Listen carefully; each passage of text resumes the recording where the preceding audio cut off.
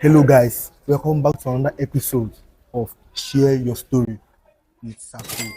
Today we have a special guest of honor, a legendary coach, a man that has written his name in the Nigerian football. The man that has given a lot of young talents that debut in the Nigerian football. He's not a person that Coach Ladan, Bosso. Coach, how are you doing today? I'm fine, are you? I'm fine, sir. Good to have you. Thank you very much, sir. So let's dive in now to you, sir. Can we get to know you, sir? Where are you from? Yeah, as usual, the name is Coach Ladan Bosso. But wherever I work, they always give me a native name. While I was here, when I was working with Abia Warriors, I think they gave me Chikuma and Abia Warriors. Wow. When I came down to Bayelsa United this time around, the name given to me was Perekeme, and that is how I always get my funny names wherever I'm working. It's just because the way I rap with people, the way I present myself with people, the way I carry people along. How did you start your coaching journey? Well, it's a long story, but then cut down for just, for the sake of time. And I believe, and I've always told my family that I came to the coaching profession, probably by mistake. Why am I saying by mistake?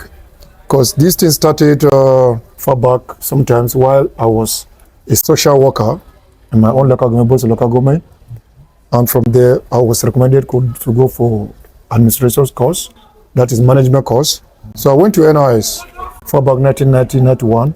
Wow. So I read higher diploma because that I've already gotten my BSc certificate. So I went to NIS and I got that offer to read higher diploma sports management. And in the course of that, when Jim Omodo was the minister then, we are called in the minister's office in Lagos then. And he proposed my name to come and manage the Handball Federation as the Secretary of Handball Federation then. Wow.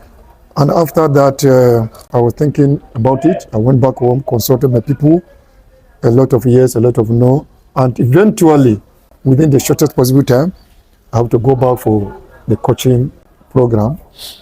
And that was when the local government was created. I was the first pioneer of the sport officer in my local government as we were created. Which local government is that? Huh? Which local government? Bosso local government. Both that Bosso you are hearing is a name of the community, not for the local government. Wow. But the Bosso, the native name of Bosso is place of rest. So it's a family, it's our own family name, and eventually it now leads to the formation of the land local government. And of course, within that space of time, the first chairman, the administrative chairman of the local government, we went for a tournament, inter-local government competition. It was only Bosso local government that was not opportune to have a coach. So I, as a sport officer, I was the coach and the sport officer. Wow. So I was managing the two together. And eventually, we won the trophy, the best high goal scorer of the tournament. Then I was given the best coach of the tournament, even without a certificate. Yeah, even without a certificate. So I was the best coach of the tournament because we won the trophy with even before the finals. So along the line, so a lot of protests by the sports council coaches that why somebody would an unsatisfied coach without certificate, why eventually be given the best coach of the tournament. So the governor, he may want clear to say military administrator says, he called me to his office, the government house, we discussed, and he asked me, go and get a form to go for the coaching course. I went. He came to Lagos to ensure that I was there. And that time, I went on my own. He proposed my name, but the chairman did not pay for the course. So I went on my own, I paid, and I started the coaching course. So the governor visited me one day in Lagos, and he asked how much given to me this, and I said, as far as I'm concerned, I know I was released, but I've paid. The next thing I heard that the local government chairman was suspended for not following the order of the governor. It was a pity situation. I sympathized with the man there because he was just like a family member too, but he was not somebody that was too serious about sports. However, I went back, did the diploma coaching course, and after that, the day I finished my course, that was the day I was employed. That was 1995 as assistant coach to Faneamu. So that was how we started. And from Faneamu again, came back up to Meridian Cup in Portugal, where we won the trophy for Nigeria during Sanabacha regime. We won the trophy. That was during the time of Ifeanyi Odeze, Afolabi, Richard and Co. So those are some of the names. From there, we came back. I didn't hesitate. After that, by 2000, I went for the higher diploma, football coaching. And the issue was, when I finished my higher diploma, 1991-92, Amos Adamu was the sole administrator of NFF. So I did my internship with NFF. So that was where I started establishing myself with the federation, even before coming back to Abuja. And from there, things were going well and things like that. And so that's why I say I came to the coaching profession by mistake. But thank God that today, at least, we give glory to God. So within the space of your career, because I've spent over like 28 years or 30 years, if I'm not mistaken, in the coaching job. Of course. Yeah. So how many clubs have you managed since then? Yes, of course. For even as I used to, someone was calling me and to say that some of those old journalists like Jimega in Lagos, all those veteran journalists say, because as at that time, even gave me name as a nomadic coach, because I don't take nonsense. You rubbish me, I take off. You rubbish me, I take off. And today, Bosso is becoming more matured in the business that I tolerate some of those nonsense talks. And I protect my name, protect the name of my family. As I'm talking to you, I'm almost 60 years. Wow. But people look at me as if I'm between 40 to 45. But I'm already out of 6. I just have one other some months to clock the 60 years. And even when I was asked to go to back to the office, just of recent, I was asked to go back to. That was the proposal from the board of the NFF. She come and assist Govon, but I resisted. And why was, I think I still have future of this coach, and I want to see how I can bring up the young coaches. They have to look at us as model and let them catch up from there. And I believe that dishing out, that is what interests me. Picking out, putting players in a better shape, strategically placing players. And I've not regretted that. Because I believe my first assignment as the head coach was 2007 in the national team. It was here that I picked Brani Deye in this pitch. It was Brani Deye and Ezonwa, Egechukwu Ezonwa, the goalkeeper from Ocean Boys. Wow. These are Brani Deye that won the 2013 Yeah, these are all my boys. Wow. The Ife Ambrose and Kobet. Precisely Brani Deye and Egechukwu, it was here that I picked them. And along the line, it has been working well. And by right, I think Bosso was supposed to have been somewhere to enjoy the fruit of my labor. But then we still have to push because of the family, because of what God has endured into us. We are looking younger than our ages, and we are always happy to make sure that, seeing that our boys are growing up. Yeah. You have written your name on the legacy of football here in Nigeria. A lot of young players now have interviewed some, Yahaya, Bameli, but you are the one that gave them the opportunity that debut as a young player. Is that part of your legacy, or do you so much believe in the young talent? You see, the idea is from the beginning of this recruitment here. I believe that we can always get the best from these players, and the only place you can assess yourself as a coach is to look at which player have you used or have you bring from nobody to be somebody. Look at Ihaya. Have you heard of his name in the league? Look at Rabiu, who is the highest goal scorer in the team today. This is first year in the Premier League. Look at Sadiq, giving their own debut. That today, without Barca, you see them in bigger clubs like Ayemba, like Cornelius. These boys can play those places. Here, I gave a lot of them those chances, like the Solo Heat and some other people. And because they were environmental, I don't know, because they're playing at home. We are not really getting the best from them. So the advice I always advise them and people around us is when you're bringing out young players like that, because of the environmental factor, it's better for them to go to another state, very far from their own place, so that they can concentrate and give the best and give out their best. And what was your coaching philosophy? How do you see the game as a coach? No, you see, every coach has his own philosophy. But if you look at the game entirely, football or sports in general is all about entertainment. But in Africa, because of the economic issues, we always want to win matches. And we always want to, because it is only when you win that you market yourself. You become marketable. Yes. But in a normal sense or normal environment, it's all about entertainment. So a coach, you have the philosophy of producing a team that is entertaining, a team that is purposeful. These two things together. So I always go for the team that they can entertain the crowd and they can always go for the goals. Look at Bayelsa United today. When we want to keep to the ball, we keep to the ball. But the issue now, we miss a lot of chances. Look at the last match. Look at the last match we played. So these are areas we try to work. Now our problem is the finish. How do you get our goals? But the same team again.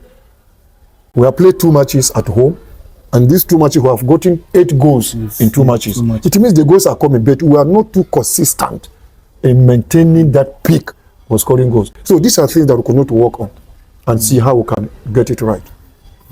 And finally, every success story has its own challenges. What have been the major challenges you have faced in your coaching career? Well, as far as I'm concerned, you see, the coaching business is a business that it is globally a widening spectrum. A spectrum in the sense that not one person can get it alone.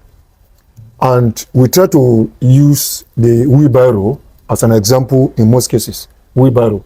You know the wheelbarrow, where we have 3 variables. That is variables that make up the wheelbarrow. We have the tire, we have the body, and we have the handle. The moment one of these is faulty, it affects the whole system. So in the game of football, one person mistake will affect the whole system, and the result will be something else just because of one person.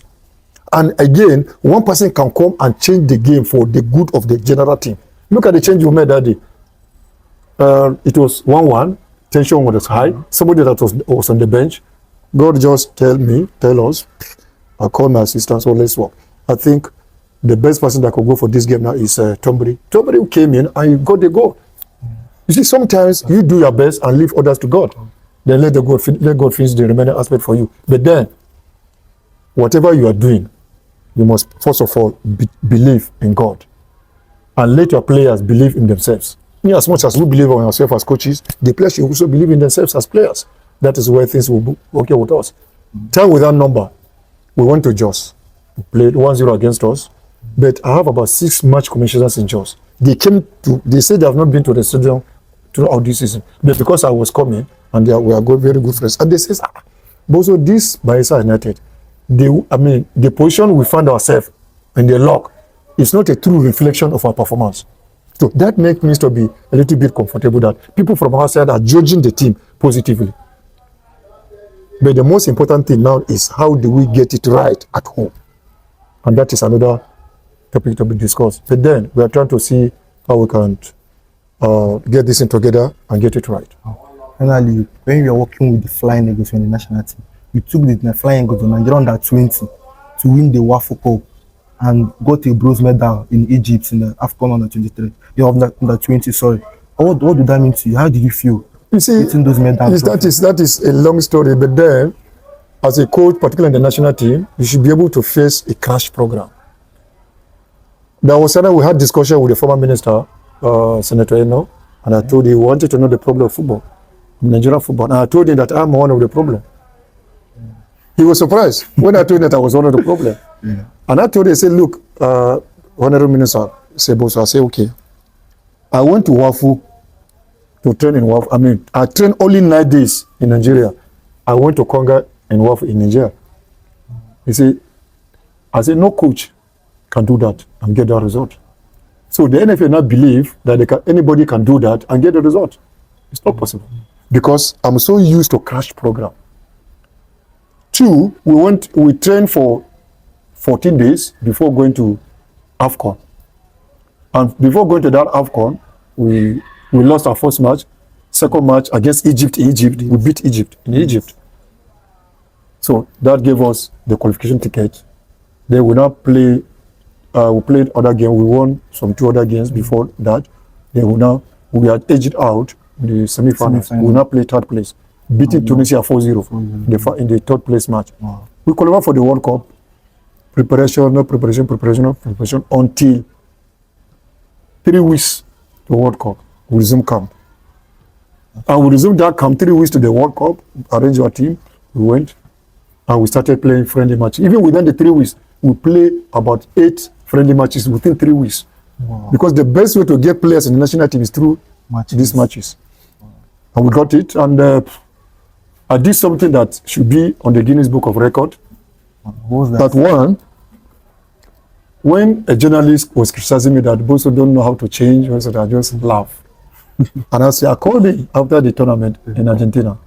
I said, you watch our final friendly match against Zambia in Abuja, international friendly. He said, yes. What was the result? He said 4-2 or something like that. I said, okay, how was the result? First half was 2-2, second half 2-0. If the change was not positive, how would we have gotten that? We went to Egypt and we went to Argentina in the World Cup. We play against the Argentine league leaders then. And we beat the first half was 1-1, second half was we ended 3-1. Positive change. We play against a club side. Yeah, a club side in Argentina, and we won them 3-0-2, and all the 3 goals came in second half. Positive changes. That is 3. We play last friendly match against Colombia, a potential World Cup team too. They qualify for World Cup. We were losing 2-0 first half. Second half we won them at 3-2. Positive change. Our first, that is 5 on record. Then our first match in the World Cup against Dominican Republic. First half was 1-1, second half was 2-1. We won that match. I watched the match. You watched the match. 2022. Now that is 6 on the row. Then our match against Italy. First half was 0-0, second half 2-0. The likes of Cassede. All the players. And in that Italian team, they have about 7 players play in the Italian league. Like Cassede of Chelsea. All played they in played, that match. all they played. And in my team, all of them are not even league players. Grassroots league, academy players and co. Mention them. Then, our match against Brazil, after securing 6 points in 2 matches, first 2 matches, I've already qualified. So pressure from NFF. I should not take Brazil for granted. This, that. I said, no. I'm reading the tournament. Brazil is not my problem now. My problem is the match after Brazil. We never knew we were going to face Argentina. So in that process, I used those of my players that had not played the first and the second match. All of them started the match against Brazil. I knew we were going to lose, and I was not bothered. Because whether win or lose, we have already qualified. Top in the group. Now, in that process, we lost to Brazil. Then our match against Argentina. Argentina, between that time and between their preparation and our match against them, they have played about 17 matches with 67 goals. Wow. That's Argentine team. But playing Nigeria, because of the little information that I've had about them, and knowing what I have, we have to fine-tune ourselves, we have to strategize ourselves, just to manage the situation. The first half, it was 0-0. I now have confidence I'm going to win this match, because I will never lose that match second half. Then the second half, just 2 changes. They will beat Argentina 2-0 in Argentina. So 8 matches in the row that we never lose second half. That we won those matches second half. So if I have to be Oyinbo man, this will have been for the Senate and have been in the Guinness Book of Record. Yes, that is true. And that was what I was always coming telling my Bayelsa United team. I said, look, I don't lose matches second half. And sometimes it happens here. We lost 84 minutes with Remo. We considered 2 goals after 84 minutes. 87 minutes in Plateau United, we considered that goal. So it's something has to be done about that. But for me, that is not my style. But then I have to adapt to it, I have to adjust. I have to keep pushing for the players to get it right. You have, let's say, an encryption where you could, whenever your team isn't playing well, what that usually shouts, that then you put your hand behind, is that like a secret message over to the team? No. We see in the football coaching, the rules of coaching says you must always remind your players what to do and what not to do at any given time. But then it has to do with signal.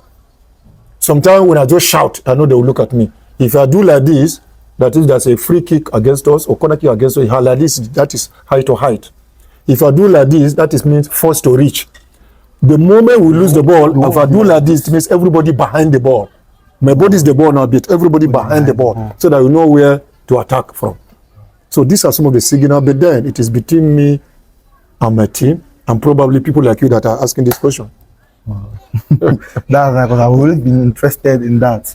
But immediately you do that, the team tempo changes and they play more better. Yeah, it's one of those things when you have a style and the style is paying, you have to continue with it. Now, in the coaching world, who do you see as your mentor, a coach that you believe that shares the philosophy, the same pattern of play? You see, as a coach, like particularly the African coach, I have people that have already relate. I've sat down one-on-one with the Manchester United coach before. I mean, Amorim. No, the old man. Alex Ferguson. Wow, I've sat one-on-one with as a winger. I've sat one-on-one with Mourinho. I've asked them questions. But what suited me, I mean, what gladdened me most was that as a winger. Because when I was asking a question that, okay, I mean, far back Nigeria, there are a lot of, the Arsenal have a lot of fans, but why are they not winning major trophies?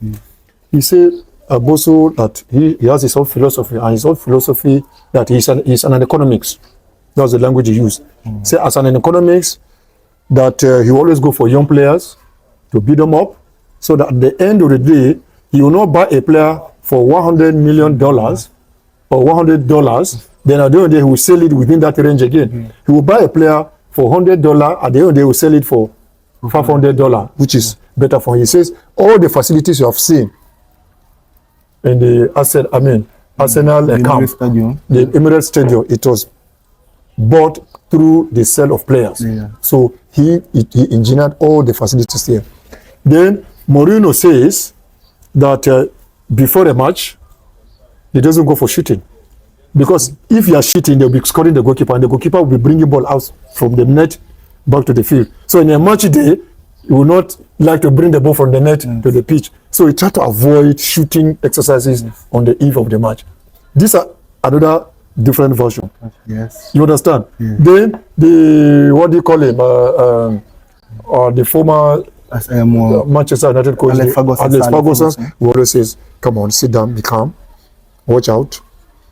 At any given time, remind your players what to do, what not to do, and look at the bench.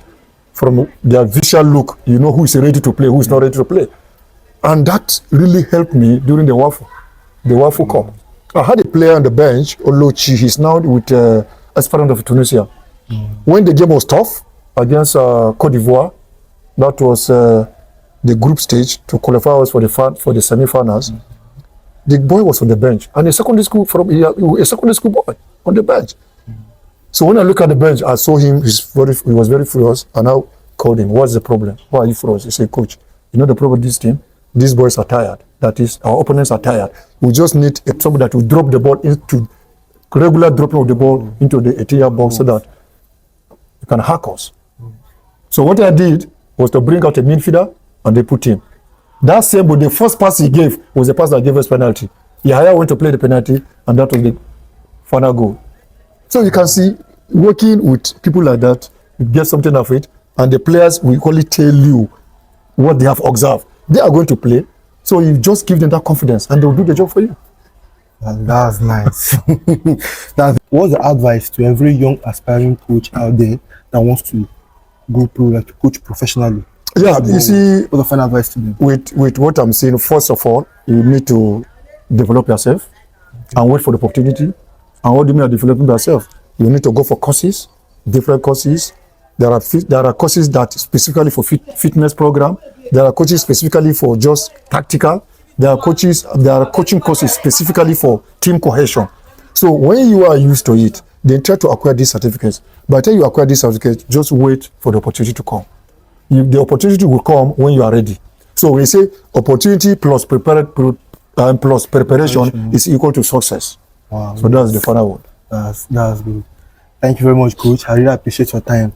Guys, you have heard the story about the legendary coach, the man that has written his name in the Nigerian football, Coach Ladan Bosso.